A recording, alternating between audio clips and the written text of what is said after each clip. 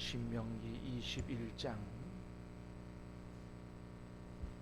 1절로 마지막 23절까지 말씀을 받겠습니다. 신명기 21장 1절로 23절까지입니다. 내 하나님 여호와께서 내게 주어 차지하게 하신 땅에서 피살된 시체가 들에 엎드러진 것을 발견하고 그 쳐 죽인 자가 누구인지 알지 못하거든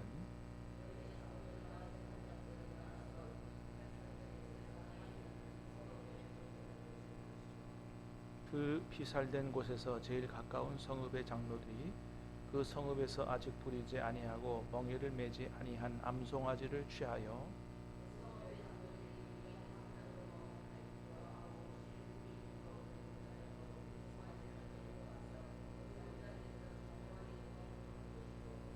레위 자손 제사장들도 그리로 갈지니 그들은 내 하나님 여호와께서 택하사 자기를 섬기게 하시고 또 여호와의 이름으로 축복하게 하신 자라. 모든 소송과 모든 투쟁이 그들의 말대로 판결될 것이니라.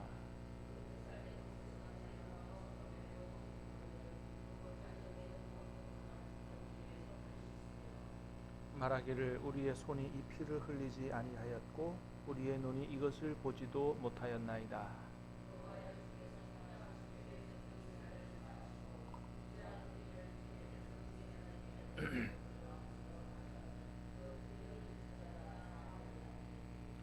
너는 이와 같이 여호와께서 보시기에 정직한 일을 행하여 무죄한 자의 피 흘린 죄를 너희 중에서 제할지니라.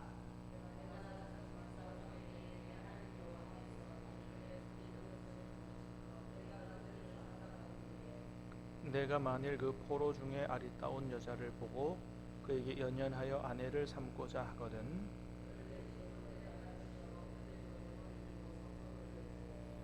또 포로의 의복을 벗고 내 집에 살며 그 부모를 위하여 한 달 동안 애곡한 후에 내가 그에게로 들어가서 그의 남편이 되고 그는 내 아내가 될 것이요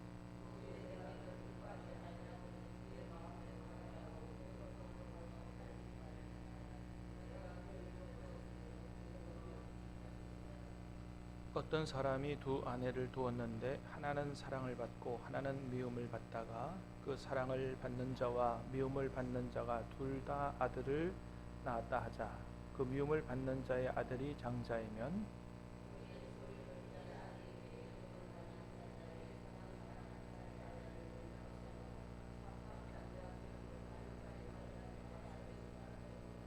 반드시 그 미움을 받는 자의 아들을 장자로 인정하여 자기의 소유에서 그에게는 두 몫을 줄 것이니 그는 자기의 기력의 시작이라 장자의 권리가 그에게 있음이니라.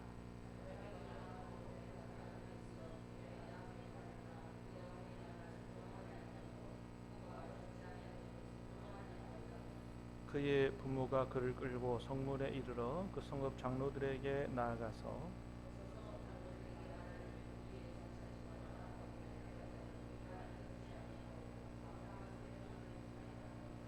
그 성읍의 모든 사람들이 그를 돌로 쳐 죽일지니 이같이 내가 너희 중에서 악을 제하라. 그리하면 온 이스라엘이 듣고 두려워하리라.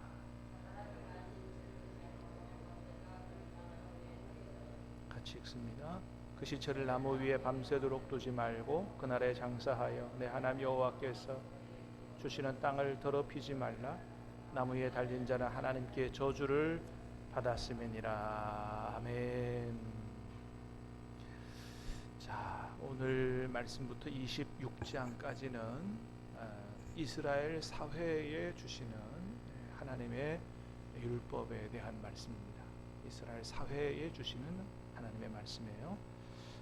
그래서 우리는 이런 말씀들을 통해서 뭘 알 수 있냐 하면 우리 하나님은 우리의 교회 생활뿐만 아니고 우리의 개인을 넘어서 가정과 사회생활, 우리의 사회생활까지도 세밀하게 아주 관심을 가지고 계신다. 우리의 모든 사회생활까지도 하나님의 뜻이 이루어지기를 원하신다 라고 하는 것을 우리가 오늘 말씀을 통해서 분명히 보게 됩니다. 자, 첫 번째는 지역에서 동네에서 범인을 알 수 없는 시체를 발견한 경우에 이렇게 하라 말씀하세요. 자, 1절 2절 다시 보겠습니다. 시작. 내 하나님 여호와께서 내게 주어 차지하게 하신 땅에서 피살된 시체가 들어진 것을 발견하고 그 쳐 죽인 자가 누구인지 알지 못하거든 너희의 장로들과 재판장들은 나가서 사방에 있는 성읍 원근을 잴 것이요. 자, 3, 4절도 같이 읽어볼까요? 시작. 그 피살된 곳에서 제일 가까운 성읍 장로들이 성읍에서 아직 부리지 아니하고 멍에를 매지 아니한 삼송아지를 취하여 그 성읍의 장로들이 물이 항상 흐르고 갈지도 않고 씨를 뿌리는 일도 없고 그 송아지를 끌고 가서 그 골짜기에서 그 송아지 목을 꺾을 것이요. 자, 누가 죽인지 모르는 시체가 발견이 되거든 이것을 그냥 내버려 둬서는 안 된다. 그래서 그 피살된 시체가 있는 곳에서 가장 가까운 성읍이 어딘지 거리를 재고 이 문제에 대해서는 1차적으로 제일 가까운 동네에 있는 사람들이 이 피살된 시체에 대해서 책임을 지고 죄를 제거하라. 그런 말씀이에요. 자, 그러니까 예를 들어서 우리 사회에서 어떤 범죄가 일어났어요. 그 문제에 대해서 저건 내가 한 일이 아니야. 나는 관계없어. 이렇게 끝나면 안 된다는 거예요. 그 문제에 대해서 관심을 가져야 되고 특별히 우리 동네, 우리가 가까운 동네에서 일어난 일일수록 책임의식을 가질 필요가 있다라고 하는 겁니다. 그래서 우리 사회에서도 많은 범죄들이 일어나잖아요. 그래서 범죄들이 일어나는 것을 볼 때 특별히 뭐 살인사건이라든지 저런 나쁜 놈이 있어 라고 손가락질하고 욕하는 데서 끝나서는 안 되고 하나님의 백성들은 하나님이 뭘 원하세요?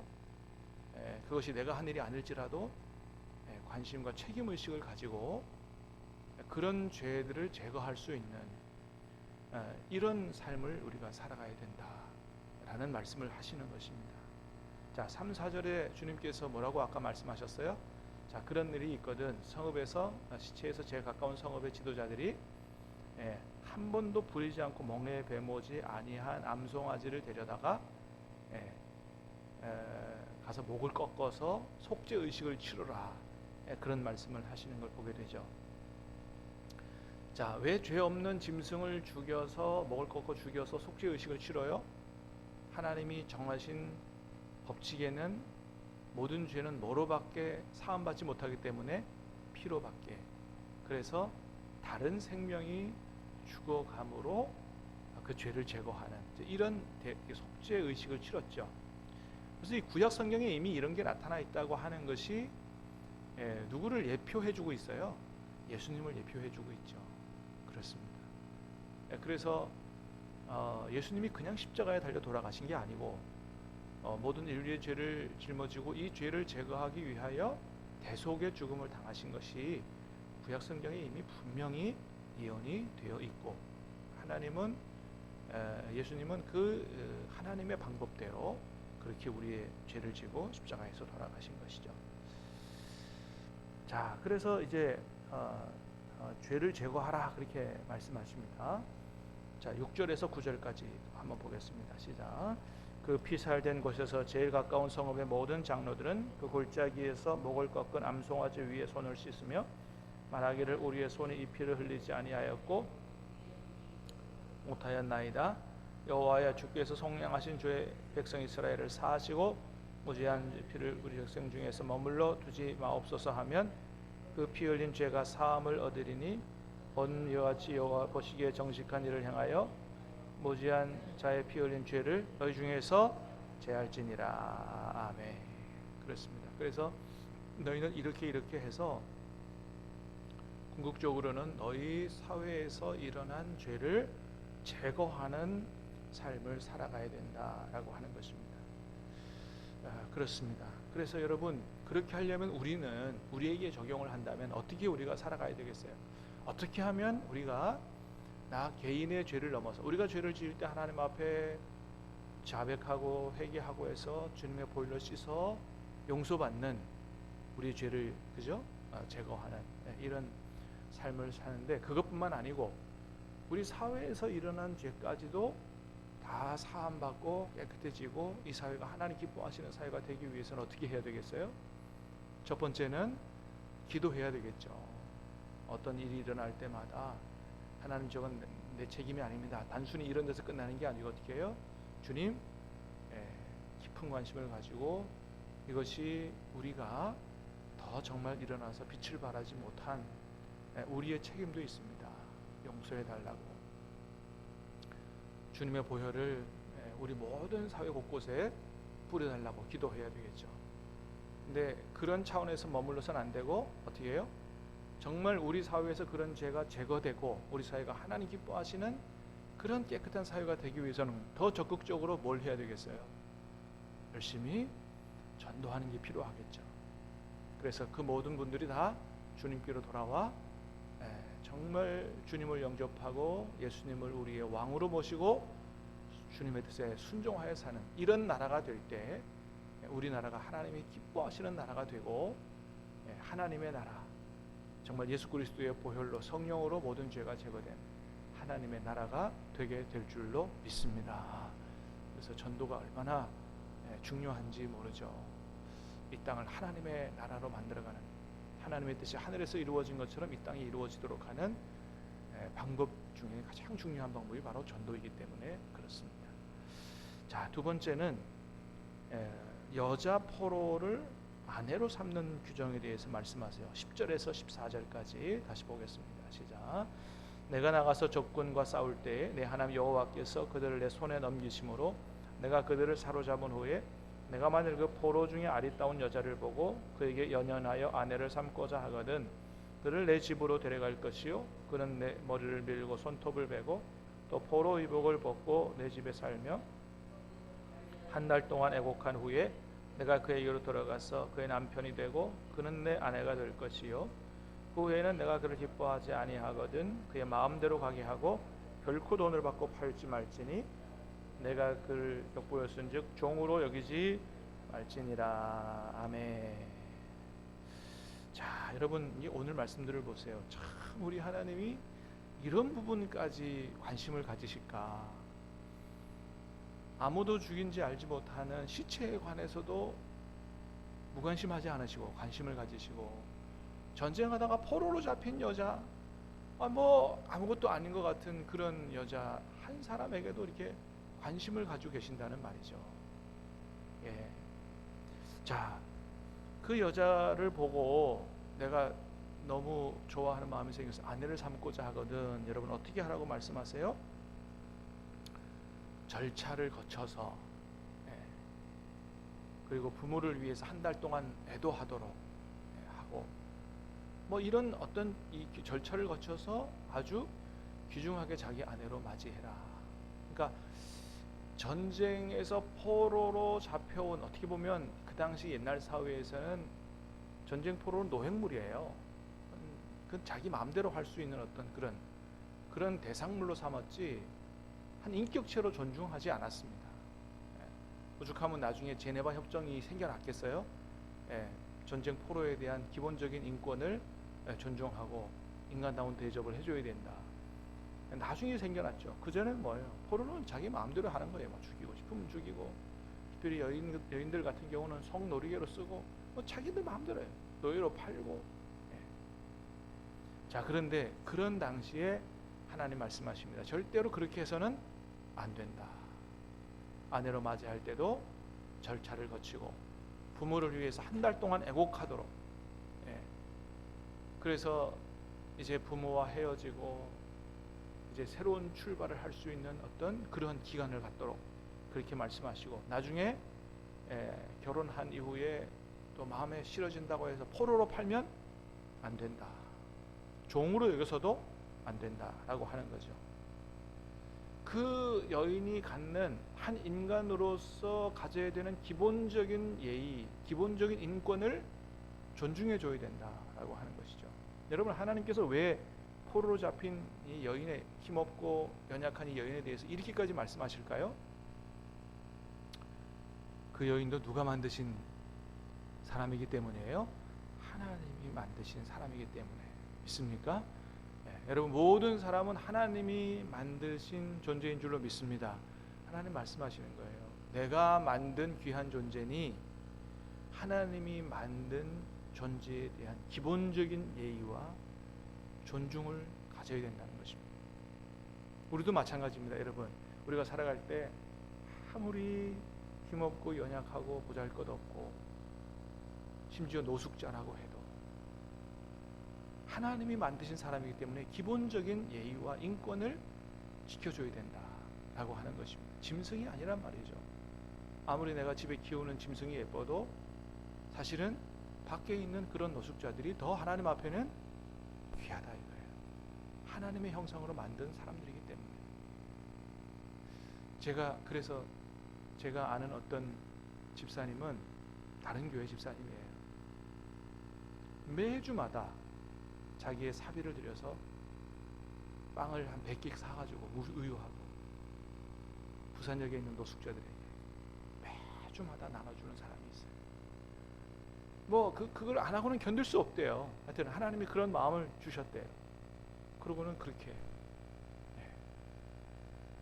때로는 김밥을 100줄 싸가지고 갔다가 이렇게 하기도 하고. 근데 그게 또 너무 기쁘답니다. 또 너무 기쁘대. 하여튼 얼마나 참 하나님이 주시는 마음을 가지면 얼마나 이렇게 아름다운 삶을 살게 되는지 몰라요. 오늘 본문을 통해서 하나님 뭐라고 말씀하시는 거예요? 하나님 백성들은 이렇게 보잘것없고 힘없고 연약한 전쟁 포로와 같은 여인에 대해서도 이렇게 아름다운 마음을 가지고 그렇게 기본적인 예의와 인권을 존중하는 이런 삶을 살아가라라고 말씀하시는 것이죠. 자, 가정에서도 마찬가지라고 말씀하십니다. 그 다음에 말씀을 보니까, 그죠? 자, 15절부터 17절까지 시작. 어떤 사람이 두 아내를 두었는데 하나는 사랑을 받고 하나는 미움을 받다가 그 사랑을 받는 자와 미움을 받는 자가 둘 다 아들을 낳았다 하자. 그 미움을 받는 자의 아들이 장자이면 자기의 소유를 그의 아들들에게 기업으로 나누는 날에 그 사랑을 받는 자의 아들을 장자로 삼아 참 장자 곧 미움을 받는 자의 아들보다 앞세우지 말고 반드시 그 미움을 받은 자의 아들을 장자로 인정하여 자기의 소유에서 그에게는 두 몫을 줄 것이니 그는 자기의 기력의 시작이라 그에게 있음이니라. 아멘. 자, 둘 다 자기 아들이에요. 사랑받는 여인의 아들이 있고 미움받는 여인의 아들이 있어요. 그 자기 아들이라고 아버지가 자기 마음대로 해서는 안 된다는 겁니다. 여러분, 왜 하나님이 이런 말씀하시겠어요? 그 아이들도 아버지는 당신이지만 누가 만드셨다? 하나님 만드셨다는 거예요. 하나님이 만드셔서 너에게 줬기 때문에 그 아이들이 가지는 고유한 권리가 있다. 그걸 인정해 줘야 된다. 그래서 여러분, 우리가 우리 자녀들을 키울 때 우리 마음대로 막 해서는 안 되는 것이죠. 그 아이가 가진 기본적인 인권이 있잖아요. 그 아이를 존중하고 해야 된다. 아무리 부모라도 잘못한 거 있으면 잘못했다고 사과도 해야 되고요. 또 그 아이가 자기가 하고 싶은 거, 관심 있는 것들을 존중해 줘야 되죠. 나는 안 돼, 이렇게 해야 돼, 이렇게 강요해서는 안 된다는 거죠. 그래서 어떻게든 그 아이가 정말 하나님이 선물로 주신 아이가 하나님 뜻대로 바르게 커나가도록 잘 가르치고 인도할 책임과 그 아이가 자기의 자아를 또 하나님 주신 재능을 잘 꽃피울 수 있도록 그렇게 하나님 뜻대로 잘 양육할 필요가 있다. 내가 미워하고 안 미워하고에 따라서 편애하거나 자기의 마음대로 그렇게 부모가 막 그렇게 해서는 안 된다라고 하는 것이죠. 자, 18절에서 21절에도 자녀의 가정교육에 대해서 말씀하십니다. 시작. 사람에게 완악하고 패역한 아들이 있어 그의 아버지의 말이나 그 어머니의 말을 순종하지 아니하고 부모가 징계하여도 순종하지 아니하거든 그의 부모가 그를 끌고 성문에 이르러 그 성읍 장로들에게 나아가서 그 성읍 장로들에게 말하기를 우리의 이 자식은 완악하고 패역하여 우리의 말을 듣지 아니하고 방탕하며 술에 잠긴 자라 하면 그의 성읍의 모든 사람들이 그를 돌로 쳐 죽일지니 이같이 내 중에서 악을 제하라. 그리하면 어느 세례 듣고 두려워하리라. 아멘. 굉장히 무서운 말이죠, 그죠? 근데 이 말씀은 제 생각할 때는 그런 말씀 같아요. 너의 자식이 이렇게 방탕하거든, 이 자식 동네 데리고 나가가지고 이런 자식이다, 그리고 돌로 쳐 죽여라, 이런 말씀이기보다, 여러분, 자기 자식이 아무리 술 취하고 방탕하고 말 안 듣는다고 그렇게 할 부모가 누가 있겠어요? 그렇게 할 부모는 없을 거예요. 자녀의 교육이 이렇게 중요하니, 그죠? 그런 자식이 없도록 잘 키워라. 그리고 그 자식을 키우는 것에 대한 책임을 부모만 지지 말고 누가 함께 져라는 거예요. 온 동네가 함께 져라, 이겁니다. 아프리카 속담에도 그런 속담이 있다 그랬죠? 예, 한 아이를 키우는데 온 동네가 나서야 된다. 여러분, 우리가 뭐예요? 무지의 교실을 하는 이유가 뭐예요? 바로 그런 이유 때문에 하는 겁니다. 내 자식만 잘 키우는 데서 끝나지 말자, 이거. 이건 하나님 마음이 아니다 말이죠. 무지의 교실을 시작할 때 하나님이 저에게 주신 마음이 그거였어요. 신암교회가 이 지역에서 부모의 돌봄을 잘 받지 못하는 애들을 품어 안아라, 이거예요. 그 아이들을 책임져라. 그래서 우리 시작한 게 마을교육자체가 아니고 무지의 교실이에요. 제가 대표로 있는 밖에서 하는 마을교육 자체도 마찬가지예요. 교육을 어떻게 해요? 각 가정의 부모들에게 맡겨놓지 말고, 그게 잘 안 되는 애들도 많으니 마을이 책임져라, 이거예요. 그래서 마을을 함께 아이를 키우는 공동체로 만들어가라. 이게 마을교육 자체이고, 우리가 하고자 하는 무지의 교실과 정신이 맞닿아 있기 때문에 제가 그 대표를 수락을 하고 맡아달라고 해서 그거를 하게 된 것이죠. 여러분, 이게 하나님의 마음이다 라고 하는 것입니다. 자, 마지막에 22, 23절은 사람이 죽어 나무에 달거든 그대로 며칠 동안 달아놓지 말고 그날로 내려서 땅을 더럽히지 말라. 죽은 시체까지도 하나님 앞에 저주받은, 나무에 달린 자는 하나님 앞에 저주받은 자라는 시체까지도 긍휼을 베푸는 관심을 가져라. 여러분, 사도 바울이 왜 십자가에서 죽은 예수님을 믿는 사람들을 미친놈이라 생각하고 그렇게 잡아다 죽이려고 그랬어요? 십자가 나무에 달린 자는 어떤 사람이라고요? 하나님의 저주를 받은. 맞죠? 맞긴 맞아요. 근데 그 저주가 누가 받을 저주를 대신 받은 저주예요? 우리가 받을 저주를 대신 받은 저주인 것을 처음에는 사도 바울이 몰랐던 거죠. 그래서 도대체 하나님의 저주를 받아 십자가에서 죽은 사람을 그리스도라고 쫓아다녀?